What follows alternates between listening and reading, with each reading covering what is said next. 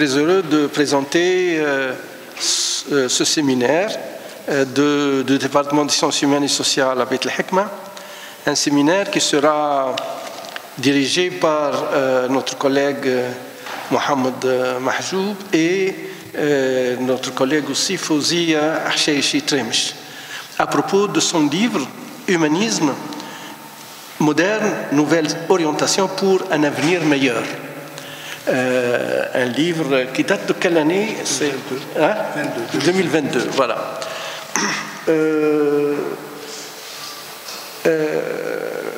La professeure Fouzia Hacheichi Tremish a été enseignante de langue et de civilisation allemande à la faculté des sciences humaines et sociales de Tunis. Après l'obtention d'un magistère à la faculté des lettres de l'université d'Heidelberg en Allemagne, elle rédigea la thèse de doctorat sur les fondements de la sociologie de Georges Simmel, contribution à la sociologie. Mon collègue Mohamed Mahjoub, on a philosophe, membre de notre académie et membre de notre département des sciences humaines et sociales, et je m'arrête là. Et la science sera organisée de cette façon. C'est notre collègue Mohamed Mahjoub qui va faire la présentation du livre et Madame Fouzia Hacheichi Tremish qui va réagir à la présentation. Puis, on donne la parole à la salle. On donne la parole à la salle pour poser des questions et réagir à ce qui sera dit par les deux intervenants. Je vous donne la parole, c'est Mohamed. Merci, chers collègues et amis, c'est Abdelhamid Nia, notre cher directeur du département des sciences humaines et sociales à l'Académie. Merci à l'Académie d'avoir permis cette rencontre. Et merci à Fouzia Hacheichi Tremish de nous avoir donné l'occasion, par la publication de son livre, de discuter de thèmes qui, vous allez le voir, sont très importants et très décisifs pour notre présent. Alors, avant de commencer, je voudrais d'abord rappeler un mot pour la mémoire.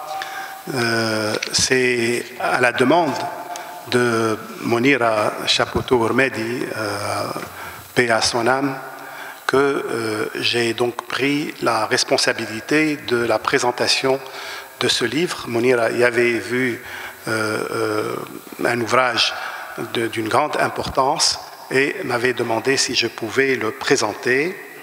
J'ai évidemment accepté et je ne l'ai pas regretté. Quand j'ai accepté, je n'avais pas encore lu le livre, mais là, après l'avoir lu, je me rends compte que j'ai pris une bonne décision. Le livre de Fouzia Tremish est paru aux éditions Arabesque à Tunis en 2022. Il s'intitule « Humanisme moderne, nouvelle orientation pour un avenir meilleur ». Il est composé de parties non hiérarchisées, c'est-à-dire non numérotées, mais dont les propos se regroupent autour de la notion de modernité. Dès le départ, deux notions pointent d'une manière simultanée, solidaire, et qui le restera jusqu'à la fin du livre. Humanisme et modernité. L'humanisme, écrit Fouzia Tremish, est le souci de l'homme pour l'homme, indépendamment de sa culture, de sa tradition et de sa religion. Tout ce qui peut atteindre l'homme atteint toute l'humanité. C'est une solidarité fondamentale et continuelle. Ce mouvement est fondé sur une culture ouverte qui est celle de la modernité. Fin de la citation. Dès le départ, des couples antithétiques se forment et qui survoleront les quelques 186 pages de l'ouvrage. Culture propre donc culture relative à sa propre religion, à sa propre tradition, culture ouverte, homme, humanité, tradition, modernité, homme pris dans son empiricité face à l'humanisme comme position philosophique moderne. Ces couples sont ceux parmi lesquels l'auteur évoluera pour tracer les lignes d'une possibilité de sortie, selon ces termes, d'un présent conflictuel mondial, retour aux valeurs des Lumières, réconciliation de l'homme avec lui-même, passerelle entre les civilisations, visant de toute évidence à créer un état de communicabilité entre diverses cultures dans lequel l'auteur reconnaîtra vite un monde diversifié et heureux à la fois. Le départ de Fawzia Trimsh est donc double. Une appartenance à un présent mondial marqué par le conflit des civilisations, mais aussi à une culture qui n'arrive pas à dépasser sa composante traditionnelle pour s'adapter au monde moderne. Mais le monde moderne lui-même est un monde problématique. Fawzia Trimsh n'arrive pas encore à exprimer la difficulté dans toutes ses dimensions, car le monde moderne est lui-même problématique. L'introduction de l'ouvrage, tout en rappelant ce thème de la liberté humaine qui se présente en ce début comme un droit lié à la condition d'être homme en général, lance dans ce contexte la notion d'individu. Mais elle écrit: il s'agit du retour vers la valeur de l'individu. Cette affirmation est ambiguë, pour autant qu'il s'agit de décrire la naissance de la modernité. S'agit-il d'un retour? S'agit-il d'une invention? Individu, subjectivité, rapport à soi, tout cela semble pour l'auteur n'être qu'une transmission des siècles passés, et une des tâches de ce livre consistera à en dresser le bilan, presque pour en nier l'originalité. On parle toujours d'originalité, nous dit Goethe, cité par Fawzia Trimsh. Mais qu'est-ce que cela veut dire? Si je pouvais dire tout haut ce dont je suis redevable à de grands prédécesseurs et à de grands contemporains, il ne resterait plus grand-chose. Que pouvons-nous donc nommer notre bien propre, sinon l'énergie, la force et la volonté? Ce que l'auteur déduit comme tâche apparaît alors, et elle le dit explicitement, comme une reconstitution des éléments de cette culture de la modernité, éléments qu'elle totalise dans la notion de philosophie éclairée. Fait édifiant, elle puise la justification de cette tâche dans un auteur contemporain décisif de cette pensée de la modernité. Il s'agit de Charles Taylor, le penseur canadien Charles Taylor. J'appuie totalement Fawzia dans ce choix, mais pas pour les mêmes raisons. Charles Taylor est ce penseur qui a compris son rôle comme la recherche d'un fondement multiple et commun à cette société canadienne contemporaine et actuelle. D'une certaine façon, le travail colossal qu'il a fourni consiste à partir de l'affirmation selon laquelle l'essence de la modernité, c'est le concept moderne du self, pour retrouver les éléments constitutifs, herméneutiquement constitutifs, de ce self dans des cultures aussi différentes que la culture européenne du cogito et celle non moins européenne des confessions de Rousseau ou encore de Montaigne, dans des cultures aussi éloignées historiquement que les cultures grecques et celles du classicisme ou de la Renaissance.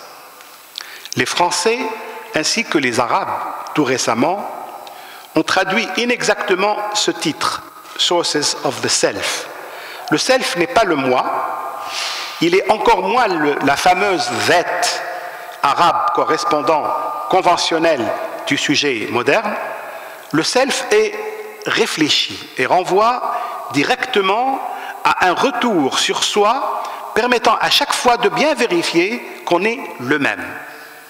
Sources of the Self n'est donc ni le moi instance psychologique, ni le sujet de la représentation. Le self est une épreuve renouvelée que l'on est à chaque fois le même. Pourquoi je dis cela? Parce que les couches auxquelles se réfère Taylor pour trouver ce socle commun, ou ce qui peut être invoqué comme socle commun d'une société canadienne pluriculturelle, est précisément ce socle qui peut être revendiqué et expérimenté, éprouvé comme étant à chaque fois le même, malgré les distances et les différences. Que l'on se reporte à l'intériorité expérimentée dans la réflexion philosophique de Platon, ou de Descartes, ou de Locke, nous assistons à la manifestation d'une intériorité réflexive se dressant devant une transcendance, même si celle-ci la surpasse et la transcende. Que l'on se reporte à l'affirmation de la vie ordinaire, quotidienne, depuis Aristote, nous assistons à une affirmation de soi dans la condition quotidienne se dressant comme un vis-à-vis de tous les idéaux transcendants. Ou enfin, que l'on se reporte à l'apparition de la nature comme origine du sentiment moral, nous nous déplaçons à travers ces trois moments entre des registres qui, malgré leurs différences, portent la trace d'une présence et d'une prépondérance de l'humain face à la transcendance. Cet humain est la genèse du self, qui expérimente à chaque fois qu'il est resté lui-même dans la simplicité de la vie. C'est pour cela que, contrairement aux analyses qui ont prévalu dans la définition de la modernité par la subjectivité, Taylor propose que la modernité se définisse par le sentiment de soi, l'épreuve de soi comme épreuve de constance à soi. Au lieu de procéder à cette démarche visant à retrouver les éléments constitutifs d'une modernité, c'est-à-dire d'un self fondateur, aussi bien dans les textes contemporains que dans les textes plus anciens et pourquoi pas arabes, Fawzia se lance dans la reconstitution de la pensée moderne à partir des Lumières. Ma première interrogation devant cette démarche, s'agit-il de dresser un modèle de la modernité, un modèle de l'humanisme? La méthode procédant par l'établissement d'une exemplarité est-elle réellement efficace si ce qui est demandé, c'est notre propre modernité en tant qu'humanité jusqu'ici exclue de cette modernité? La modernité est-elle une leçon à apprendre? L'approche de Charles Taylor n'est-elle pas plus appropriée en procédant à partir d'une sorte d'affirmation de principe de l'universalité de l'humanisme et en cherchant les traces insoupçonnées, les annonces même timides dans tous les éléments de la culture, l'art, la littérature, la pratique religieuse, la philosophie, les normes juridiques, les représentations sociales, etc. Ce qui réunirait les deux démarches, c'est l'intérêt porté à l'histoire. Voici en effet ce que Charles Taylor écrit dans ma traduction. Je n'ai pas malheureusement eu accès à la traduction française. Ce portrait de notre identité, écrit Charles Taylor, est intentionné pour servir de point de départ pour une compréhension revisitée de notre identité.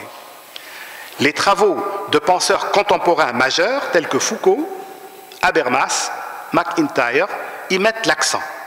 D'autres, même s'ils n'en traitent pas directement, supposent une certaine représentation de ce qui a eu lieu dans l'attitude qu'ils prennent, même si c'est une attitude de rejet vis-à-vis de la culture et de la pensée de jadis.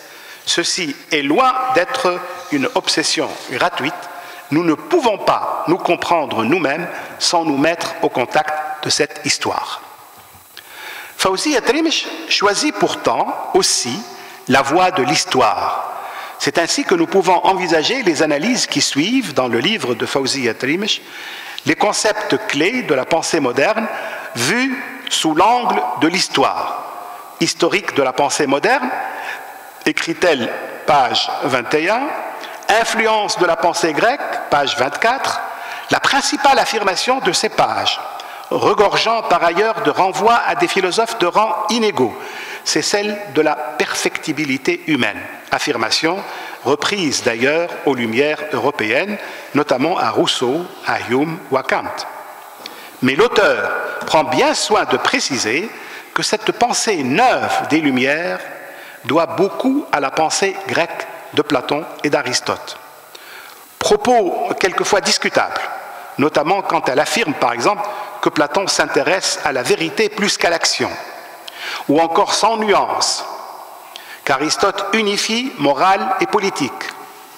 Mais le retour à l'idéal grec, et notamment à l'idéal païen grec, n'est-il pas plutôt le propre de la Renaissance, au XVe siècle en Italie et plus tard dans les pays de l'Europe?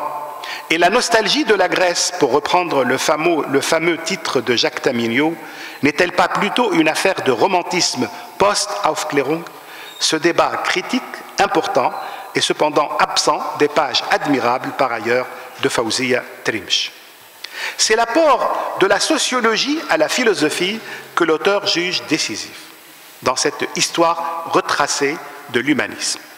Fawzia Trimsh décrit le passage au XXe siècle comme le moment d'un relais par la sociologie de la philosophie.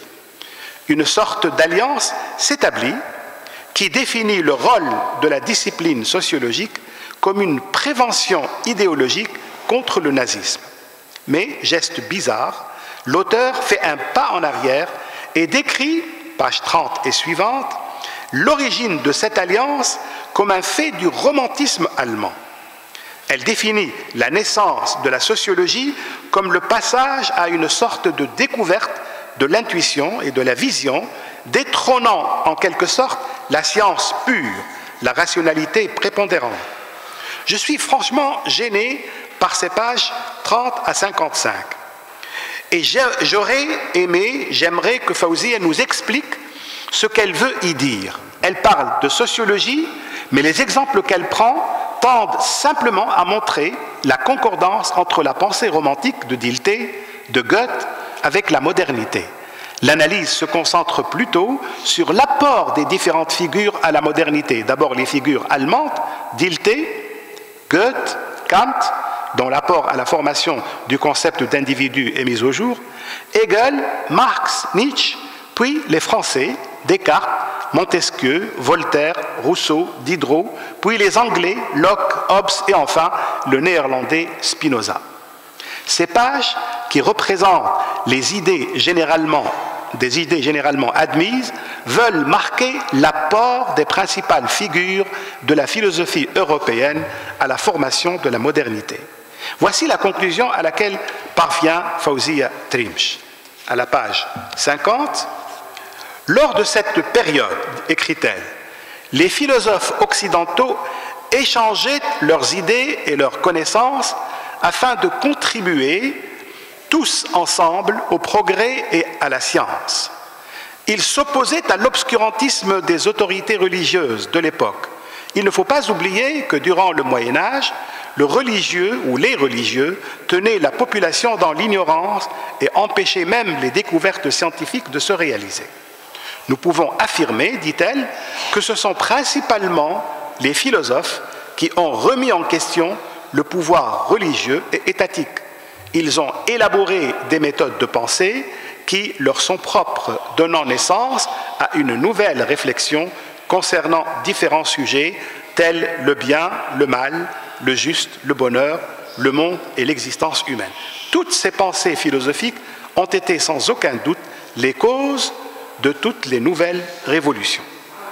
Il est donc nécessaire, conclut-elle, d'analyser les concepts clés de ce renouveau pour préparer notre avenir. Ce qu'il faut donc en retenir, c'est l'idée d'un mouvement, du mouvement d'une génération. À ce propos, le livre de Fawzia Trimsh est édifiant. On ne peut pas accéder à une nouvelle culture sans qu'il y ait des porteurs qui se font écho les uns aux autres. L'époque est d'abord un esprit, mais un esprit évolue.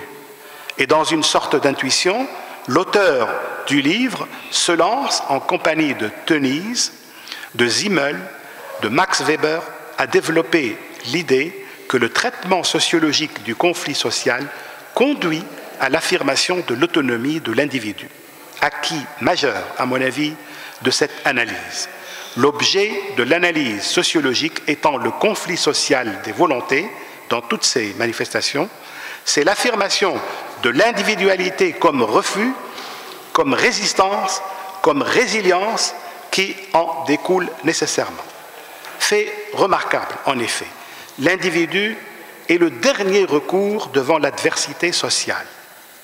Peut-être d'ailleurs que ce phénomène n'est pas caractéristique de la modernité.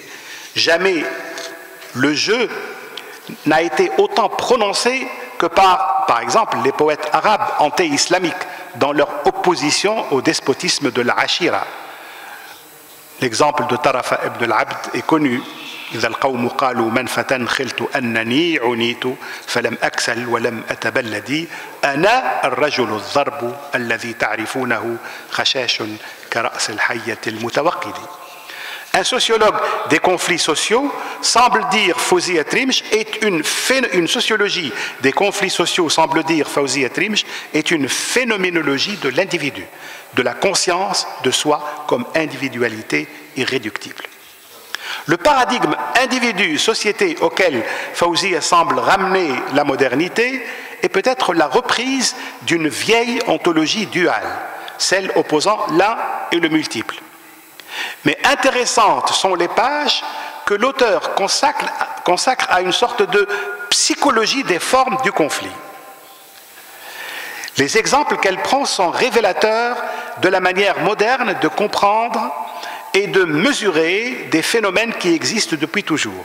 La jalousie, la concurrence, la résignation ou la capitulation, le compromis, autant de formes du conflit élevées par les modernes à un principe d'explication. Mais Fawzia prend chaque fois la peine de rappeler que ce que la sociologie moderne explique n'est que le développement d'intuitions déjà exprimées par les Lumières. Cette remarque est importante dans la mesure où elle lui permet de montrer l'aspect universel de l'homme que la sociologie décrit. Fait paradoxal et presque inacceptable, la sociologie différentielle par principe semble reposer dans l'analyse de Fawzia sur une sorte d'universalité de l'homme. On se croirait presque dans une sociologie chaldounienne. Il nous faut, écrit-elle, abandonner l'idée que les races et les cultures séparent originellement les hommes. Nous sommes tous les enfants de cette terre. Affirmation presque métaphysique, en pleine analyse sociologique, mais pourtant affirmation intelligente d'une sorte de recours de la sociologie à la philosophie par l'introduction du concept d'individualité. Suite alors un assez lent développement sur le renouvellement du sens des lieux de l'expérience, de la conscience et de l'individu dans ce qu'elle appellera les formes de la vie. La religion n'est plus le dogme, mais la spiritualité éprouvée et pensée. L'art n'est plus la représentation tenue et presque accrochée à la vérité et à la validation par un signifié, il est désormais le lieu de l'expression d'un sens infini. L'analyse du phénomène de l'argent par Simmel, admirablement rappelée par Fawzi Atrimsh, est un sommet du livre. Rappelant à plus d'un titre ce texte fameux de Marx dans les manuscrits de 1844, l'argent apparaît comme le lieu de l'expérience d'une défiguration totale de la vie et des rapports sociaux. Fawzi appelle cela la tragédie de notre culture. Ce sont ces mots. Permettez-moi de rappeler ce texte de Marx, d'abord citant puis commentant Goethe et Shakespeare. J'adore ce texte que j'ai lu depuis que j'avais 19 ans. C'est Shakespeare qui, dans Timon d'Athènes, écrit « De l'or jaune, étincelant, précieux, non Dieu du ciel, je ne suis pas un soupirant frivole. Ce peu d'or, suffirait à rendre blanc le noir, beau le laid, juste l'injuste, noble l'infâme, jeune le vieux, vaillant le lâche. Car cet or écartera de vos autels vos prêtres et vos serviteurs.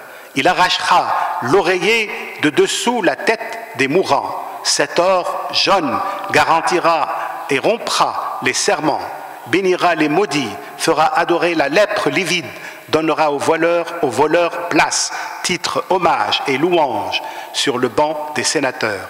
C'est lui qui pousse à se remarier à une veuve éplorée, celle qui ferait lever la gorge à un hôpital de plaies hideuses. L'or l'embaume, la parfume, en fait de nouveau un jour d'avril. Allons, métal maudit, putain comme à toute l'humanité, toi qui mets la discorde parmi la foule des nations. Et évidemment, Goethe reprend à peu près la même chose dans Méphistophélès, Faust. Que diantre, il est clair que tes mains et les pieds et ta tête sont à toi.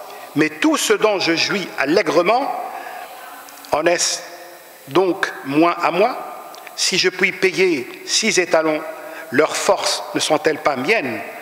Je mène bon grain et sans un gros monsieur, tout comme si j'avais 24 pattes. Commentaire de Marx, ce qui grâce à l'argent est pour moi, ce que je peux payer, c'est-à-dire ce que l'argent peut acheter, je le suis moi-même, moi le possesseur de l'argent. Ma force est tout aussi grande qu'est la force de l'argent. Les qualités de l'argent sont mes qualités et mes forces essentielles, à moi son possesseur. Ce que je suis et ce que je peux n'est donc nullement déterminé par mon individualité. Je suis laid, mais je peux m'acheter la plus belle femme, donc je ne suis pas laid, car l'effet de la laideur et sa force repoussante sont anéantis par l'argent. De par mon individualité, je suis perclus, mais l'argent me procure 24 pattes. Je ne suis donc pas perclus, je suis un homme mauvais, malhonnête, sans conscience, sans esprit, mais l'argent est vénéré, donc aussi son possesseur.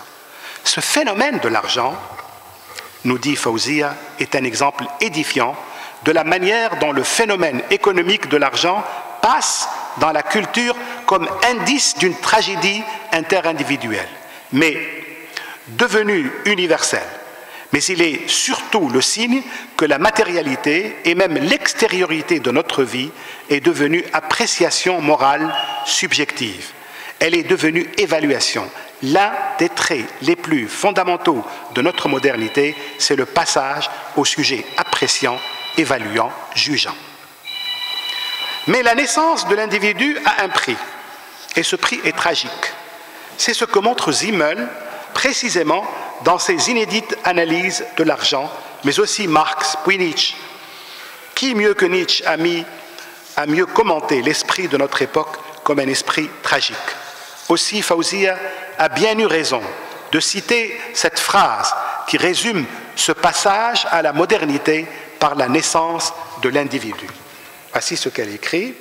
La tragédie de la culture est ce qui concerne l'individu en affirmant qu'il lui faut payer cet accomplissement de soi par le risque tragique de voir s'engendrer dans l'autonomie du monde créé par lui et qui en est la condition, une logique et une dynamique détournant à une rapidité toujours accélérée et à une distance toujours plus grande les contours, les contenus de la culture et de la finalité même de la culture.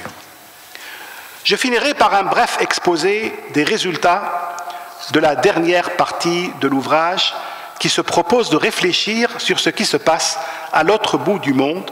Elle intitule cette partie « Ampleur du mouvement moderniste », mais elle en consacre l'essentiel au mouvement moderniste dans le monde musulman.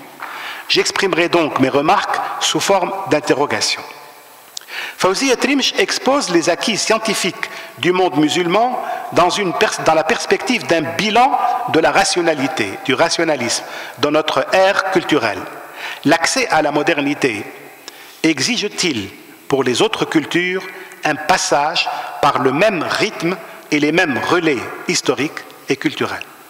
Une première question. Une deuxième question à un niveau plus limité.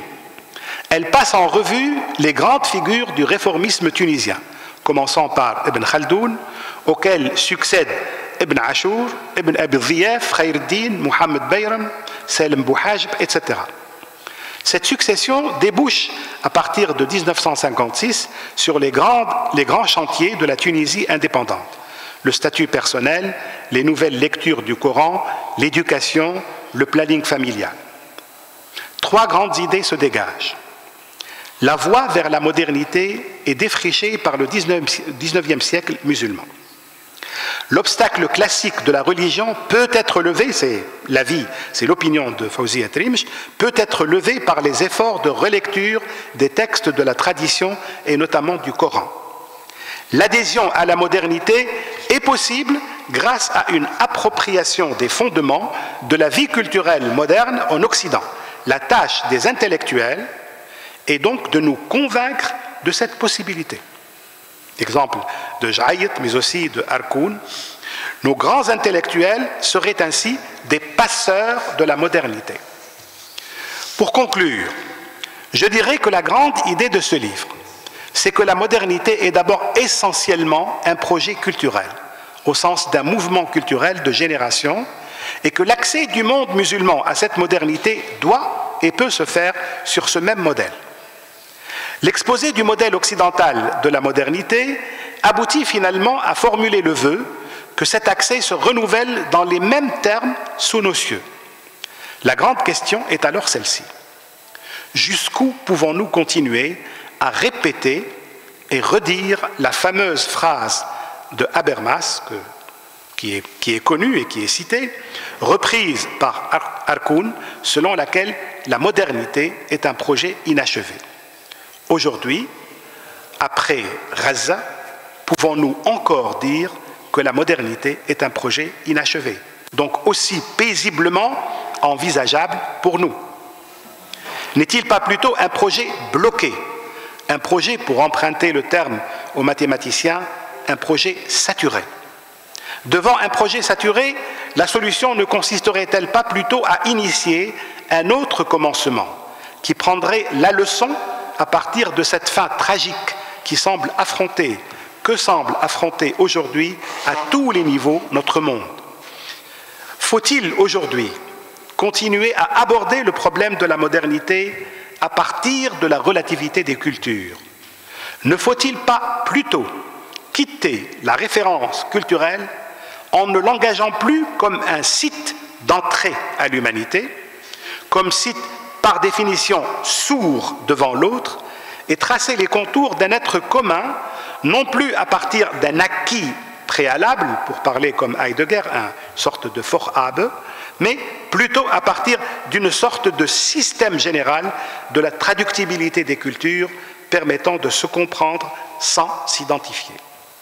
Ma dernière question est plutôt un regret. Ce livre, Madame Fawzi, m'a laissé sur ma faim quant à la question de l'humanisme.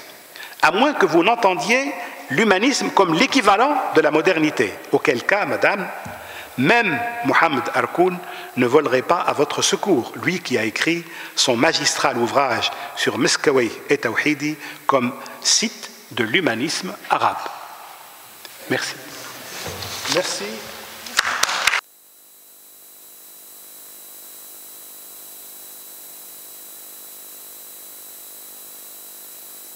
Maintenant, je connais l'essentiel de ce qu'il y a dans ce livre. Et vraiment, c'est très intéressant.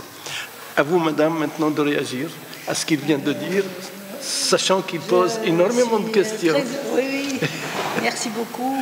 C'est Mohamed. Oui, merci. Voilà, j'ai été très honorée de votre présentation du livre. J'ai beaucoup, parce que ce livre-là m'a fait beaucoup réfléchir sur notre présent. Et je voulais juste, comme je ne suis pas politicienne, je ne suis pas dans la juriste, mais je me dis avec, c'est-à-dire par la seule force de la pensée, on peut constituer avancée dans l'évolution, la dernière étape de l'évolution humaine depuis la préhistoire. Et nous ne pouvons pas ignorer le passé. Le passé, notre histoire, c'est finalement, tout est basé, l'objectif de l'humanité, voilà, je l'ai dit, l'objectif de cet ouvrage est de définir cette nouvelle thématique socio-philosophique. Parce que Simmel, par exemple, là je veux répondre à votre question, sociologie et philosophie, il n'existe pas normalement et raisonnablement, l'homme est à la fois sociologue et philosophe. Parce que nous ne pouvons pas être sociologue tout en ignorant la philosophie. Donc on dit on est socio-philosophe. C'est la pensée socio-philosophique. C'est vrai que ça, au début, on me dit mais est-ce que tu es philosophe ou sociologue? Je suis les deux à la fois. Je ne peux pas séparer de la philosophie de la sociologie. D'ailleurs, c'est ce qui se passe en Allemagne jusqu'à aujourd'hui. Parce que l'homme est aussi uniquement la raison. Voilà, la sociophilosophie lutte contre l'intolérance, l'irrationnel, l'injustice par la seule voie de la pensée, c'est tout. Et cette pensée a marqué le monde depuis la préhistoire. Depuis les philosophes orientaux, les philosophes grecs, qui ont été les plus grands philosophes aussi, hein. Et la philosophie occidentale, qui a évolué à partir du Moyen-Âge, bien sûr, et la sociologie aussi, même la sociophilosophie asiatique, qu'on ne doit pas oublier aussi, que ce soit du bouddhisme, ou taoïsme, ou confucianisme, c'est toujours la raison. La raison, et le vivre ensemble, l'amour de l'autre, on ne peut pas échapper à ce pluriculturalisme. Parce que l'homme, c'est vrai, il y a plusieurs cultures, mais on est ouvert, on doit être ouvert et on comprend tout ce qui se passe ailleurs que chez nous. Et c'est parce que nous sommes, comme je l'ai dit, nous sommes tous des hommes. Et la terre, c'est notre home. Nous habitons tous la même terre. Et tout ce qui se passe aujourd'hui, alors, pour ce qui est évidemment, tout ce qui se passe aujourd'hui, comme vous n'avez pas vraiment bien résumé, l'argent, parce que Simmel a écrit, Georges Simmel, sociophilosophe donc allemand, a écrit un livre, d'ailleurs que je vais présenter en conférence, La philosophie de l'argent. C'est l'argent qui a, la philosophie de l'argent qui a un thème qui a un peu marqué toutes les cultures aujourd'hui. Toutes les cultures aujourd'hui. Et il y aurait des côtés, naturellement, j'ai bien dit, positifs et négatifs aussi. Parce que l'homme a été... il faut toujours une base culturelle pour comprendre une tragédie ou, au contraire, le contraire d'une tragédie, une renaissance. Donc, c'est un renouveau culturel. C'est le renouveau. Pourquoi j'ai parlé de toutes des lumières? Parce que les lumières ont su élaborer de nouveaux projets. Et ils sont basés sur l'Antiquité. C'est ça. Mais l'homme oublie. Il y a l'oubli. Il faut lutter contre l'oubli. Et dire... Voilà, c'est grâce à Socrate, c'est grâce à Ibn Sina, c'est grâce à que nous sommes aujourd'hui ce que nous sommes. Et notre actualité est basée sur... Parce que l'homme, finalement, il revient à à son intelligence. L'homme est âme, c'est vrai, l'âme, mais l'âme entre dans les traditions, dans les, c'est vrai, même géographiques, mais tout ce qui est raisonnement, tout ce qui est raison, qui fait partie du cerveau, est le même partout dans le monde entier.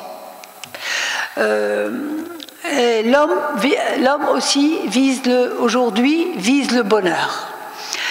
Il veut se réconcilier avec son histoire et donner un sens à la vie. Et ce qui se passe aujourd'hui, c'est regrettable bien sûr que les guerres et tout ce qui est conflit. Alors j'ai analysé aussi beaucoup le thème du conflit. Le problème, c'est que l'homme entre en conflit avec l'autre. Et ça, il faut vraiment trouver une solution. Pourquoi le conflit? Il faut analyser, il faut comprendre. C'est ça le problème. On ne peut pas trouver une solution sans une compréhension logique de tout ce qui se passe aujourd'hui. Voilà, je crois qu'il a... vous avez peut-être d'autres questions à me poser, si vous voulez. On est là. Moi, j'ai beaucoup aimé, comme j'ai fait mes études en Allemagne, et les Allemands ont beaucoup souffert de la Deuxième Guerre mondiale. Il ne faut pas oublier que ce qui s'est passé est tragique. Et je pense que les Allemands ont su se relever. C'est-à-dire que moi, j'ai écrit sur la littérature d'après-guerre. Et c'est pour ça que j'ai pensé aussi, comme nous, on souffre maintenant du conflit politique, du conflit social, mais il faut savoir se relever. Et il faut que tous, ensemble, nous trouvons une solution à ce conflit. Le conflit nous pouvons trouver une solution à tous les conflits. C'est exactement ce qu'ils ont cherché à faire après la Deuxième Guerre mondiale. Et ils ont fait toute une littérature comme Heinrich Böll, Georges Simmel aussi. Bon, Georges Simmel, il était entre les deux, mais c'est surtout, ils se sont basés aussi sur Berlin, sur toute la philosophie qui est sortie lors juste après la Deuxième Guerre mondiale. Donc, voilà, je voulais aussi un optimisme. Si aujourd'hui l'Allemagne reprend d'une façon, c'est qu'il y a toute une conduite philosophique. Et tous les jours, chose que peut-être n'est pas à la connaissance de tous, c'est que tous les jours à la télévision, après la fin de la guerre, il y avait des discussions socio-philosophiques. Pourquoi cette guerre? Pourquoi?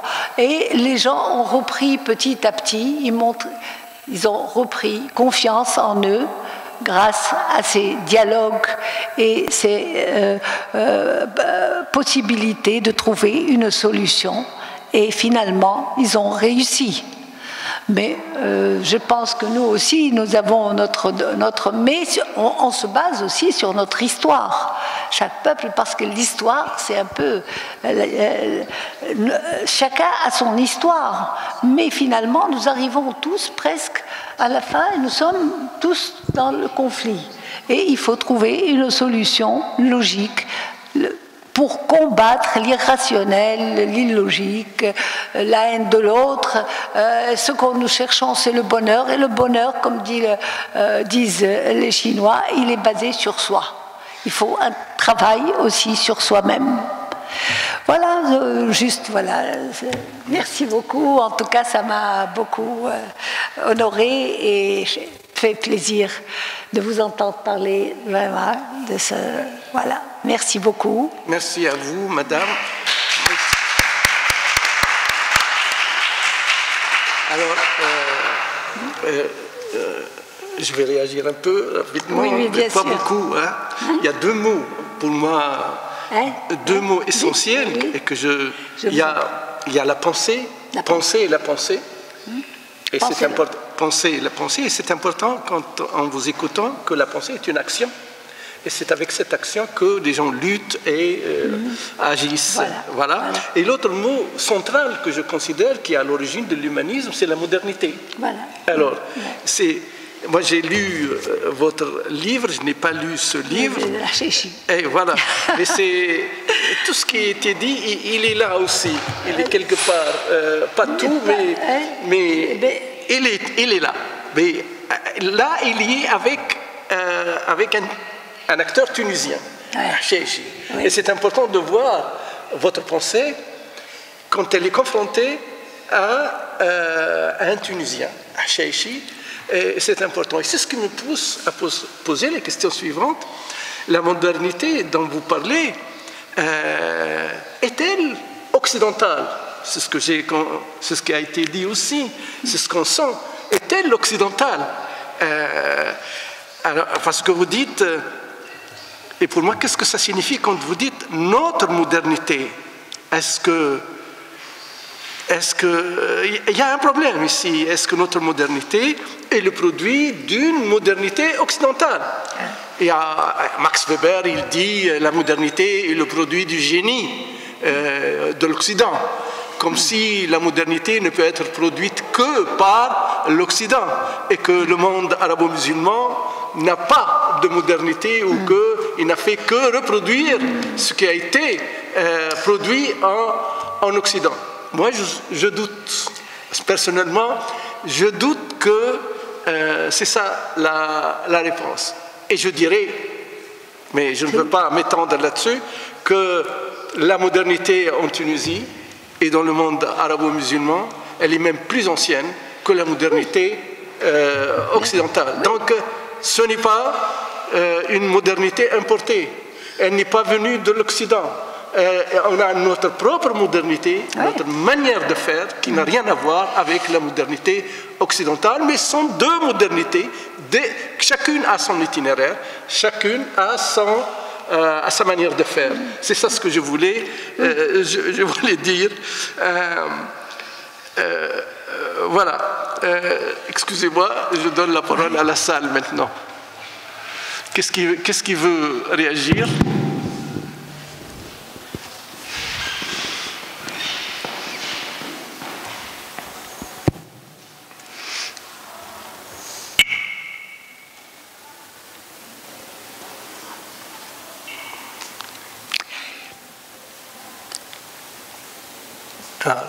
Personne? Est-ce que vous voulez réagir à ma demande? Moi, je parle là, la culture occidentale fait partie aussi du progrès technique, du progrès aussi, bien sûr, scientifique de l'Europe. Et c'est pour ça que, par exemple, Mohamed El-Cheichi et certains de nos penseurs partaient souvent vers l'Europe, que ce soit en Belgique, en France, en Allemagne, pour découvrir aussi, parce que nous avons eu aussi quelques siècles où nous étions sous colonisation, on a eu des problèmes historiques. Donc, je pense que c'est dû au progrès scientifique, tout simplement. Ils ont été les Occidentaux au XVIIIe, ils ont eu aussi leur, comment dirais-je, la religion. Ils ont eu un peu leur progrès aussi religieux et leur réformisme, qu'on appelle réformisme religieux. Et donc, ils ont évolué, ils avaient avancé dans les sciences de la nature, les sciences, et nous étions là à aussi s'en imprégner. Il faut dire que c'est pas... Bien voilà, tout simplement.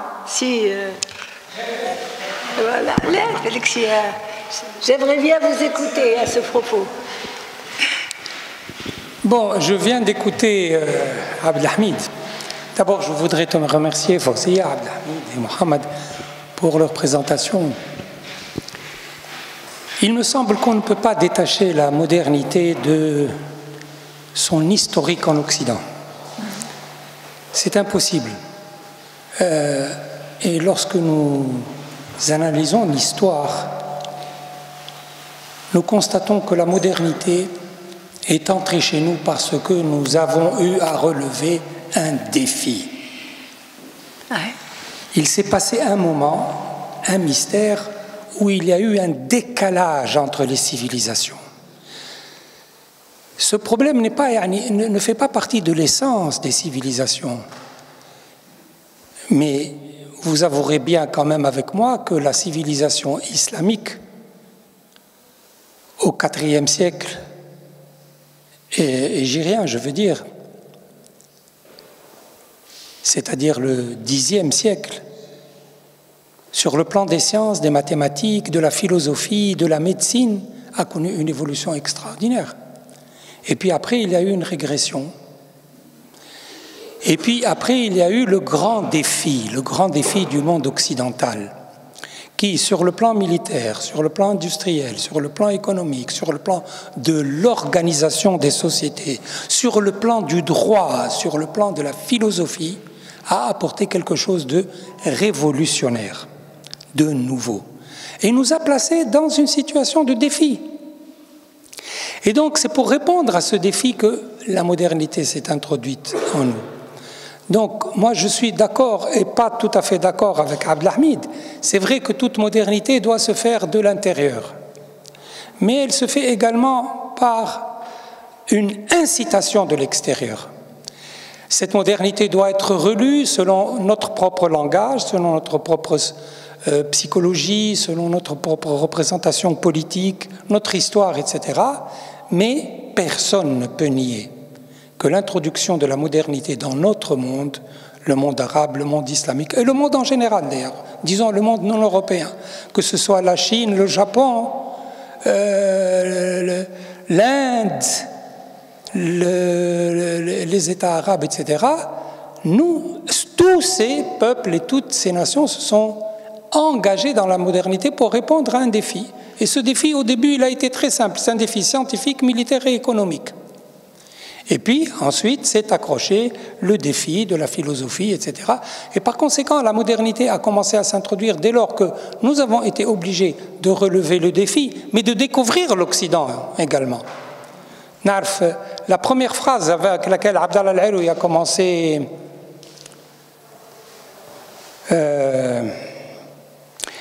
sur l'idéologie arabe contemporaine, oui, l'idéologie arabe contemporaine. Sa première phrase, c'est « Toute interrogation sur le monde non occidental est une interrogation sur l'Occident ». تو كي نشوفوا المفكرين العرب مثلا في القرن التاسع عشر الأفكار متاعهم فارس الشدياق وحتى الزيتونيين والأزهريين والمحدثين يعني فهمتوا كلهم tous n'ont pas échappé à cette influence, à cette interrogation sur l'autre, pour l'introduire chez eux. Donc c'est vrai, Abdelhamid, ce que tu dis, oui, la modernité doit être une œuvre interne, mais c'est en tout cas en l'état actuel des choses, quelque chose qui nous est venu de l'extérieur, et précisément de l'Occident. Et pas par rapport à nous seulement, pas par rapport aux Arabes et aux musulmans, par rapport au monde entier. Rappelez-vous la situation de la Chine lorsque les Occidentaux ont institué les légations étrangères à Pékin et la situation de la Chine aujourd'hui. La Chine, c'est en train de devenir la première puissance mondiale actuellement. Mais regardez la Chine à l'époque. Si ce n'était pas le défi que l'Occident a imposé à la Chine et que la Chine a été obligée de relever de mille et mille manières, en utilisant la République libérale, puis l'industrialisation. شوفوا تفكروا شوية مثلا Sun Yat-sen et la pensée de Sun Yat-sen, avec la pensée géométrique, sur le plan du droit, sur le plan de l'industrialisation, etc., etc. Et puis après, ils ont pratiqué le marxisme à une très grande échelle, qui a été une tragédie, mais également, vaille que vaille, qui a été également le ressort, le levier qui a permis à la Chine de se relever. Et le marxisme, que je sache, ce n'est pas autre chose que l'Occident. Les les Chinois l'ont adopté à leurs propres conditions. Donc, moi je voulais rebondir sur la remarque de Abdelhamid. Oui, toute modernité doit passer par les canaux internes, mais c'est également, ça consiste surtout à relever un défi et à s'imprégner de l'autre.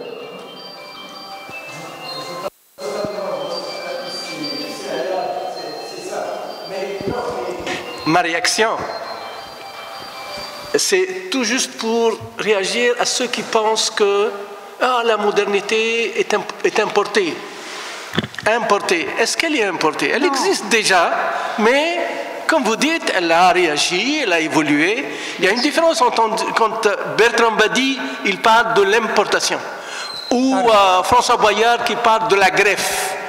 Comme si le monde arabe était capable de générer ou de créer une certaine modernité, peu importe, c'est vrai, il y a un décalage, bien sûr, à un certain moment, on ne peut pas comparer le monde arabe ou la Tunisie avec l'Occident, surtout à partir du XVIIIe siècle, ça c'est certain, et que votre remarque, elle est à sa place. Mais tout simplement... قعدنا نأسسوا في الكليات الجديدة والمراكز الجديدة وبارد وعهد الأمان وكل شنو هذا الكل شنو tout ce mouvement réformiste.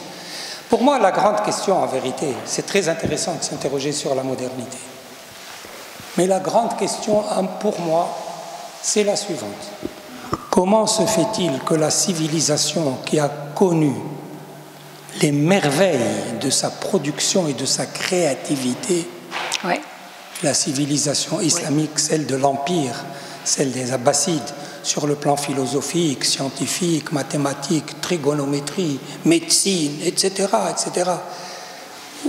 Sur ce plan-là, je suis presque un ignorant, mais quelqu'un qui connaît l'histoire des sciences est beaucoup mieux placé que moi pour parler de ça. Comment se fait-il que cette civilisation n'ait pas acquis ces résultats définitivement? J'ai discuté avec Hicham Jaït, et Hicham m'a dit, pour moi aussi c'est le mystère.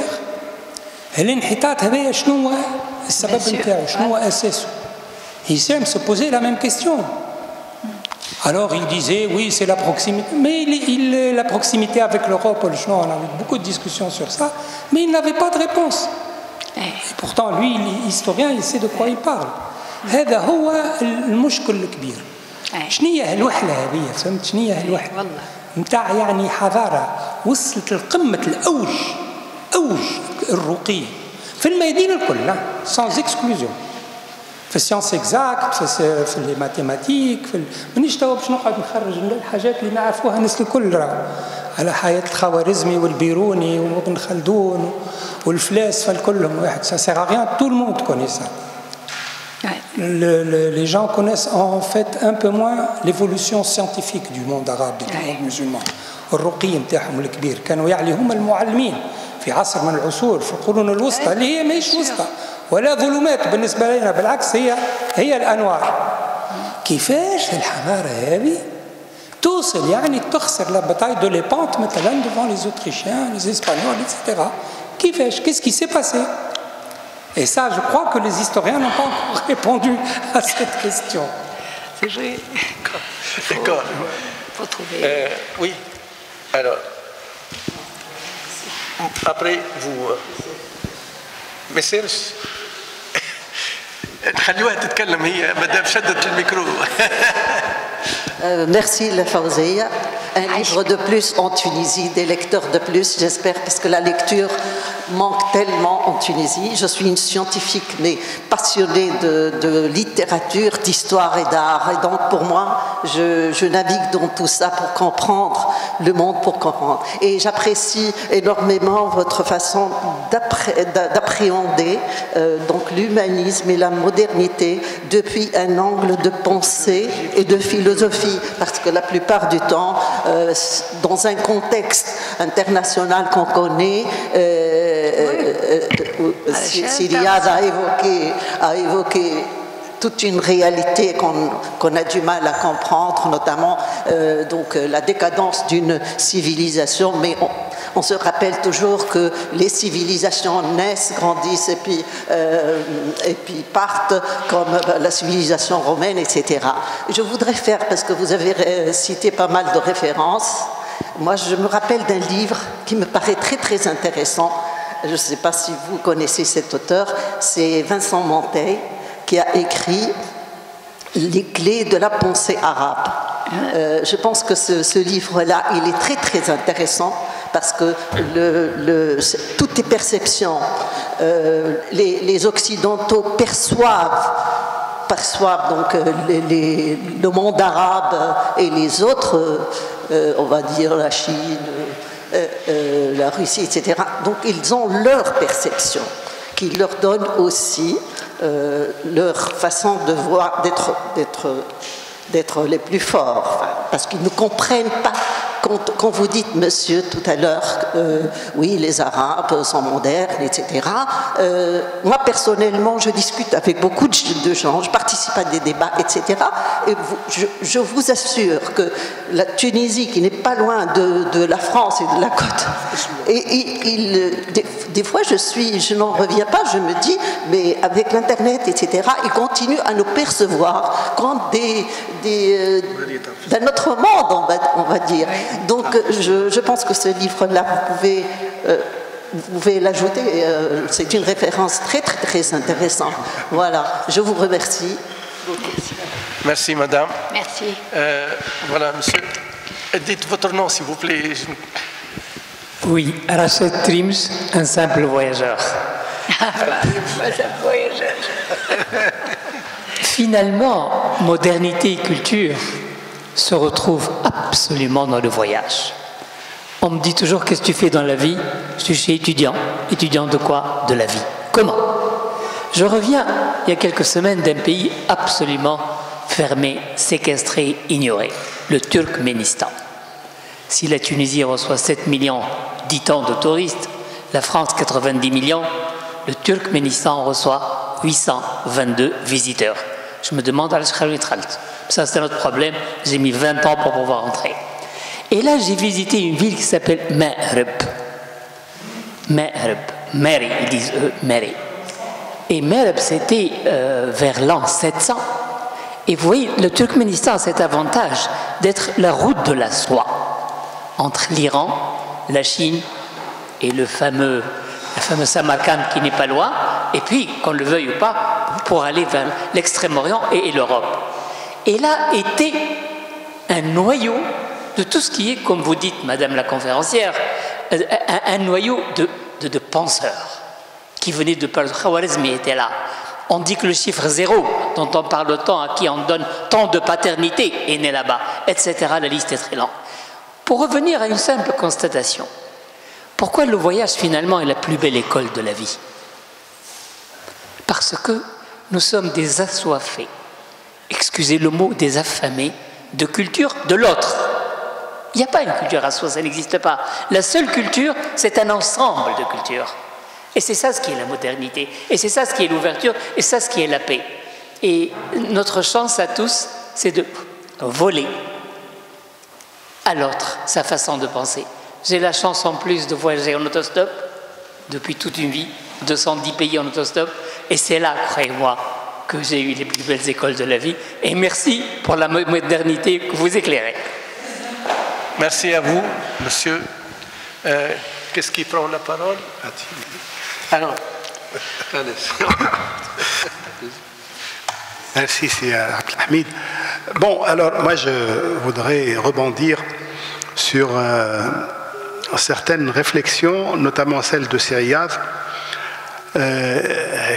qui se pose la question que nous nous posons tous finalement. Pourquoi cette civilisation qui a atteint des sommets au niveau de la connaissance, au niveau du savoir, au niveau de la philosophie, n'a pas pu engendrer ou n'a pas pu passer dans la modernité. Moi, je crois qu'il y a un couple que nous dissocions, je ne sais pas pourquoi d'ailleurs.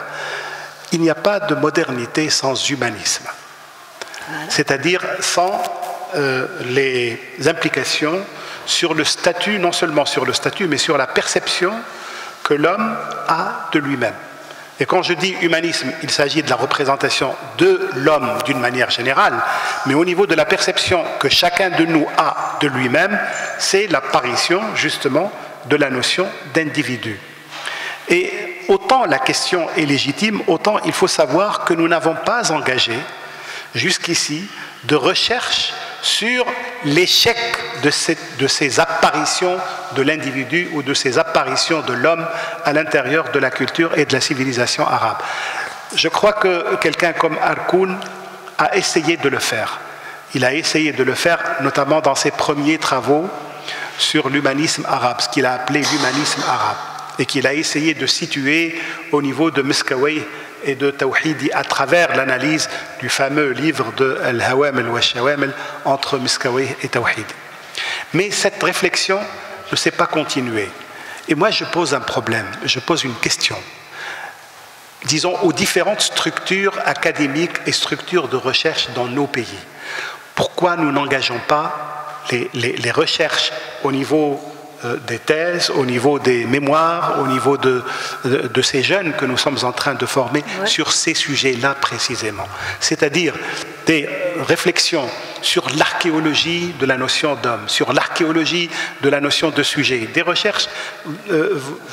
J'ai cité tout à l'heure Charles Taylor, mais Charles Taylor cite les références qu'il considère comme étant essentielles dans toute réflexion. Moi, j'ai pris le livre de Charles Taylor, vous en avez parlé un peu, pas beaucoup. Oui.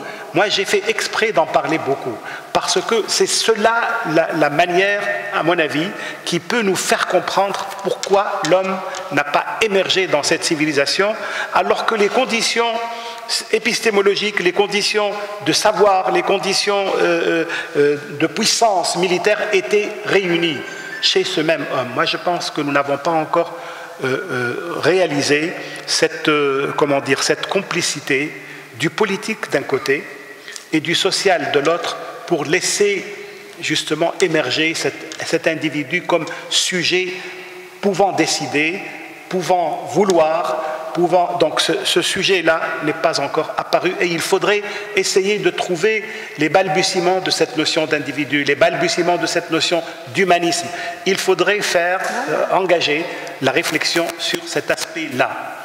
Autant la question est légitime, autant moi je pense que nous n'avons pas engagé suffisamment la réflexion dans cette voie. Voilà, je voudrais... Merci. Oui, c'est une très bonne... Vous voulez? Oui. Juste une remarque. Et effectivement, je fais partie aussi d'un groupe à Beit el-Hekma de rationalité et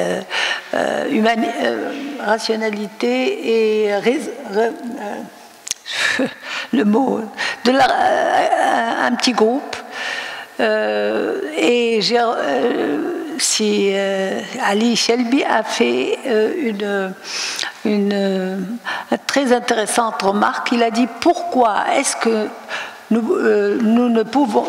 devons maintenant agir avec la raison, c'est-à-dire écrire une quinzaine de pages et faire sur l'humanisme moderne, sur notre histoire, sur notre vie, sur tout, tout ce qui est raisonnable et qui fait partie de la raison naturellement et de la liberté, et éparpiller ça partout, dans tous les lycées, par exemple en une dizaine ou quinzaine de pages, tout simplement, pour que les jeunes soient un peu influencés par ça, parce que les jeunes n'ont aucune... C'est ça le problème. L'éducation aussi. L'éducation. On ne leur enseigne pas tout ça. Donc comment faire pour transmettre ces messages? Voilà, c'est ça le problème. Parce qu'ils ne viennent pas dans les conférences, ils ne fréquentent pas. Pourquoi ne pas... chacun qui réfléchit donne son idée sur le tragique, peut-être pas trop, mais il faut être aussi optimiste, sur ce que nous pouvons faire et ce que nous pouvons devenir maintenant. Et les jeunes partent, ils ne veulent que quitter leur... c'est ça, c'est un très grand problème, parce qu'ils ne sont pas au courant de rien du tout, ils ne savent pas. Vous savez, Goethe a écrit sur l'Orient, Goethe, le grand, voilà, Emmanuel Goethe était orientaliste, et toute l'Allemagne à l'époque était orientaliste. Et il a dit, Im Orient leben wir alle. En Orient, nous vivons tous en Orient. Tellement l'Orient, l'histoire de l'Orient est extraordinaire. C'est vrai, nous avons une belle histoire. La Tunisie, aussi, en premier lieu, hein, notre histoire multiculturelle. De tout, mais bon, il y a eu bien sûr un moment de colonialisme, c'est ça, mais nous avons aussi une belle histoire. Et comment transmettre aux jeunes ces idées rationalistes et logiques. Comment? Voilà.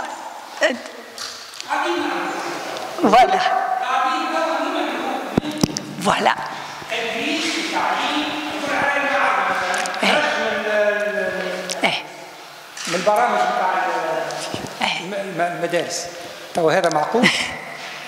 Donc ça va dans le sens contraire de ce que vous prenez. J'ai l'impression que nous voulons encore plus nous enfoncer.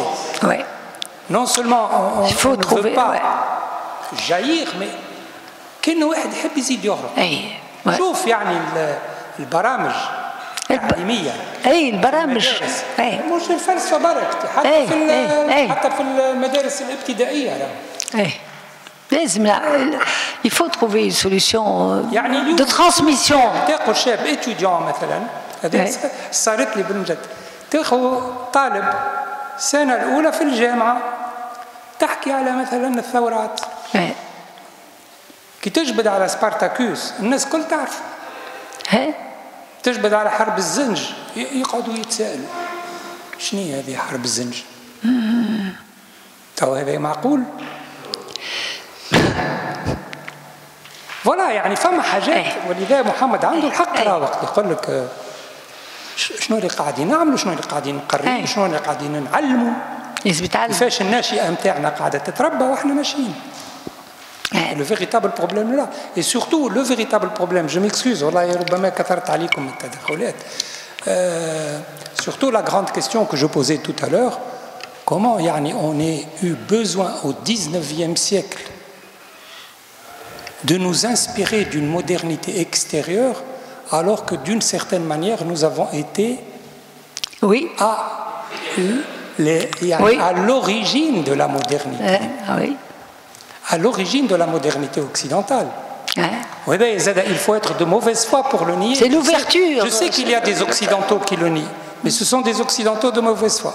المؤرخ الحقيقي يعني اللي يدرس التاريخ بصفه موضوعيه يعرف شنو سان توما داكان مثلا ولو اللي هو كان ضد ابن رشد اما خذا كثير من الافكار نتاعو واستنار بها. والعلماء يعني في العلوم الصحيحه والرياضيات والفيزياء والكيمياء والحاجات هذوما كلهم والتريغونومتري والماتيماتيك والالجبر كل نعرفوهم قداش خذاو على العرب. Donc, c'est comme ça qu'ils ont construit leur modernité. Eux, ils ont eu besoin d'un apport extérieur qui était l'apport. La transmission, qui fait dans le besoin d'une modernité externe. C'est vrai, c'est vrai. C'est très juste. Juste écrire un livre ayant pour titre « À la recherche d'une modernité perdue ». Oui. Très très bien. Et il faut transmettre, il faut partager. À mon avis, c'est Riyad.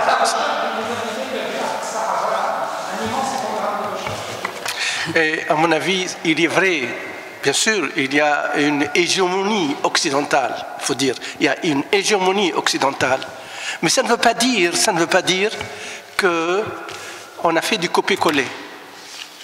Ça ne veut pas dire qu'on a fait du copier-coller. Il y avait une modernité interne, bien sûr qui tient compte des contingences extérieures, mais il y a une réinvention de ce qui existait de l'Occident localement. Ce n'est pas du copier-coller. C'est une modernité qui n'a rien à voir avec la modernité occidentale, je sais. Elle est influencée par l'Occident à partir de certains moments, je le sais aussi. Mais ça ne veut pas dire que la modernité que nous vivons, nous, actuellement, par exemple, est une modernité qui est imposée par l'Occident. Moi, je ne suis pas d'accord sur ce plan. Évidemment, nous vivons sous l'influence.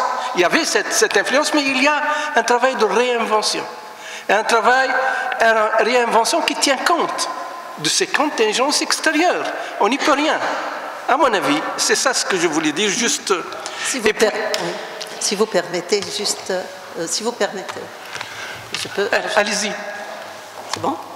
Je peux parler? Oui. Merci. Non, c'est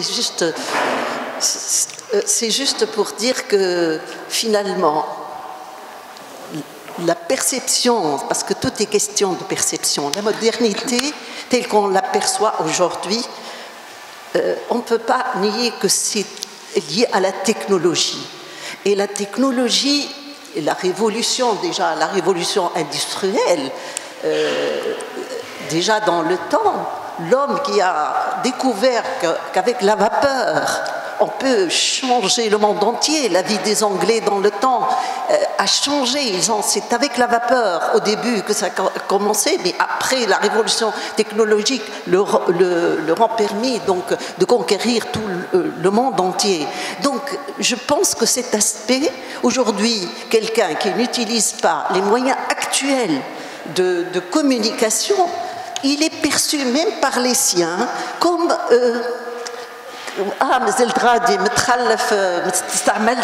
donc je pense que ce côté-là, et c'est peut-être la raison principale qui fait que les Occidentaux, pour eux, nous sommes des consommateurs. Il ne faut pas oublier ça. Et même nos cerveaux qui travaillent dans les plus grands pays, et la NASA, etc., mais pour les pays du tiers-monde sont perçus comme des marchés. C'est pour ça que votre façon d'aborder ce sujet par la pensée et par la philosophie, il est très bien, il est très doux, je dirais. Il est très beau pour les poètes et tout. Mais à côté de moi, j'ai notre cher donc, ministre et tout, qui sait que de toute façon c'est politique, c'est industriel, c'est surtout politique. Donc, quoi que l'on veuille ou pas, moi je retiendrai que bon, chacun a sa perception de la modernité, mais finalement, qu'on le veuille ou pas aussi, c'est lié à la technologie et au progrès technologique. Voilà, merci. Merci. Merci. Est-ce que vous avez... Bon, je ne sais pas. S'il n'y a pas de réaction, je dis merci à vous tous. On lève la science. Et merci à vous aussi. Merci à vous. Merci à Si Mohamed. Merci à vous. Ça nous a fait.